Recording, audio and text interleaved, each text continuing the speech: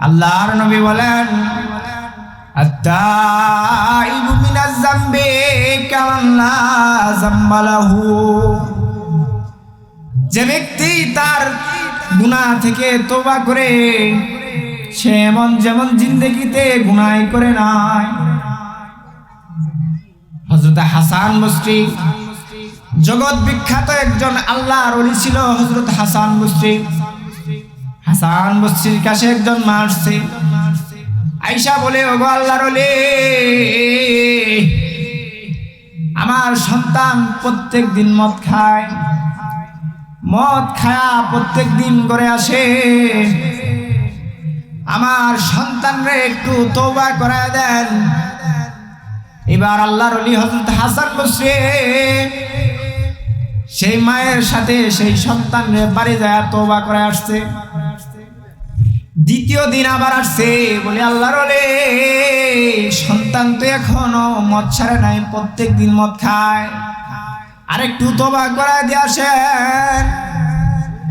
এবার আল্লাহর ওলি হাসান বসরি দ্বিতীয়বার আবার যায় সেই মহিলার সাথে যায় ওই মদারু যুবকরে তওবা করাইছে।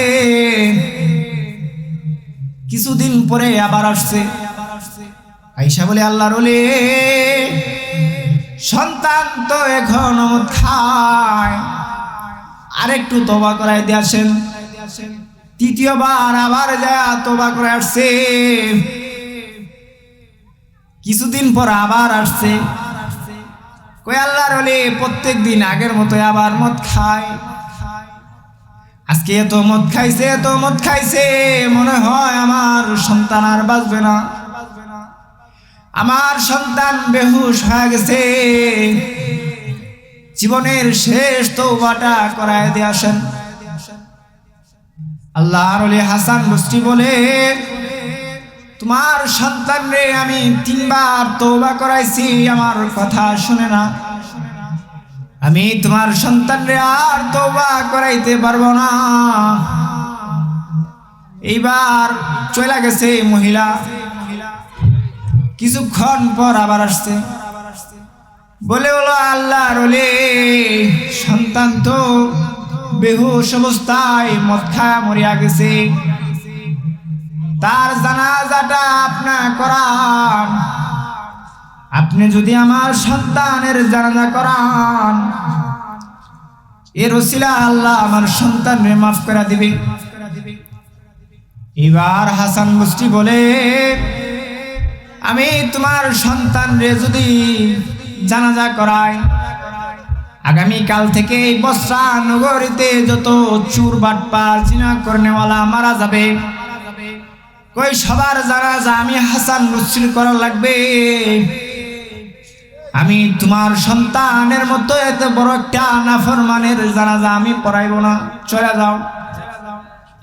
এবার চলে গেছে, বলে সকাল হয়ে গেছে, বসরা নগরীর কোনো মানুষ আসে না, বলে যেই জানাজা আল্লাহর ওলি হাসান বসরি পড়বে না, আমরাও সেই জানাজা পড়ব না। এবার মহিলা একা একা বয়া কান্দে। হঠাৎ সে জানাজায় হাসান বসরি হাজির। এইবার এলাকার মানুষ দৌড়ায় গেছে, বলে, গো আল্লাহর ওলি, আপনি গতকাল বললেন আপনি জানাজা পড়াইবেন না, আপনি কেন জানাজা পড়াইবার লাগে আসছেন? এবার হাসান বসরি বলে, আমি যখন রাত্রিবেলা ঘুমায় গেলাম, ঘুমের ঘরে সাইয়্যিদুল মুরসালিন দু জাহানের বাদশা নবী মুহাম্মদুর রাসূলুল্লাহ সাল্লাল্লাহু আলাইহি ওয়াসাল্লাম ঘুমের ঘরে আমার আয়েশা বলে, হাসান উঠ উঠ, আমার একটা উম্মত মারা গেছে। বলে, আমি জানি সে মদ খায়া মারা গেছে, বেহুশ অবস্থায় মারা গেছে, কিন্তু যখন সে মদ খায়া বেহুশ হয়ে গেছে ভাবতেছে আর আমি বাঁচবো না। এমন সময় সে একটা বড় তওবা করছিল, নিয়ত করছিল, কই 3 বার তো আমার বাড়িতে হাসান বসরি আয়েশা তওবা করা গেছে, এবার যদি আমি ভালো হই, আমি নিজে হাসান বসরির কাছে যায় তওবা করব, কই জিন্দেগিতে আর কোনোদিন মদ খাবো না। কিন্তু সে অবস্থায় মরিয়া গেছে। বলে আল্লাহ ওই নিয়তের, তার নিয়তটা বড় পছন্দ হয়েছে আল্লাহ তাআলার। আল্লাহ ওই নিয়তের বিনিময়ে তামাম জিন্দেগির সমস্ত গুনাহ মাফ করে দিছে।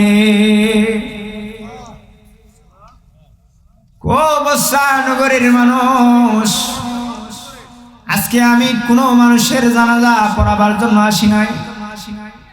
আমি এমন একটা মানুষের জানাজা পড়াবার লাগে আসছি,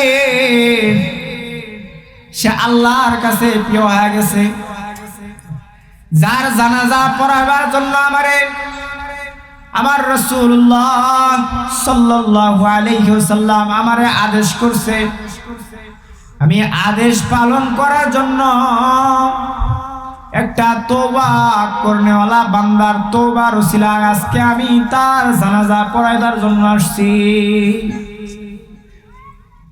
তো আল্লাহ তাআলা যদি একটা জিন্দেগি ভর মদ খাইল, মদ খায়া বেহুশ অবস্থায় মরিয়া গেল, আল্লাহ তাআলা তারে নিয়তের ওসিলায় মাফ করে দিছে। নবী বলেন তাইবু মিনাজ যামবি কাল্লা যামবালাহু, যে ব্যক্তি তার গুনাহ থেকে তওবা করে সে মন যেমন জিন্দেগিতে গুনাহ করে নাই। আল্লাহ রাসূল আরেক জায়গায় বলেন কুল্লু বনি আদম খাত্তাউন ওয়া খায়রুল খাত্তাউন বিত-তাওয়াবিন। ওই প্রত্যেক বনি আদম অপরাধী, প্রত্যেক বনি আদম গুনাহগার। বলে উত্তম তো সে যে গুনাহ করার পর তওবা করে। বলে যে ব্যক্তি গুনাহ থেকে তওবা করে আমি আল্লাহ তার জিন্দেগির সমস্ত গুনাহ মাফ করে দেই। তো আল্লাহ তাআলা যদি তাদেরকে তো গুনাহ করার পর মাফ করে দেয়, আমি জীবনে কি গুনাহ করছি? আল্লাহ তাআলা আমার মাফ করবে না? আজকের এই মাহফিল থেকে এই প্রতিজ্ঞা নিব আল্লাহ তাআলার কাছে, জীবনে যাই করছি সব থেকে তওবা করব, একটা খালেস তওবা করব। আল্লাহ তাআলা তামাম জিন্দেগির সমস্ত গুনাহ মাফ করে দিবেন। বলে শুধু তাই নয়, বলে যে গুনাহ মাফ করার পর জায়গা খালি, গুনার জায়গা খালি থাকবে না। বলে আল্লাহ তাআলা সেই জায়গাকে নেক দ্বারা ভরপুর করে দিবেন। তো আল্লাহ তাআলা বলনেওয়ালা শুননেওয়ালা সবাইরা আমল করার তৌফিক দান করুন।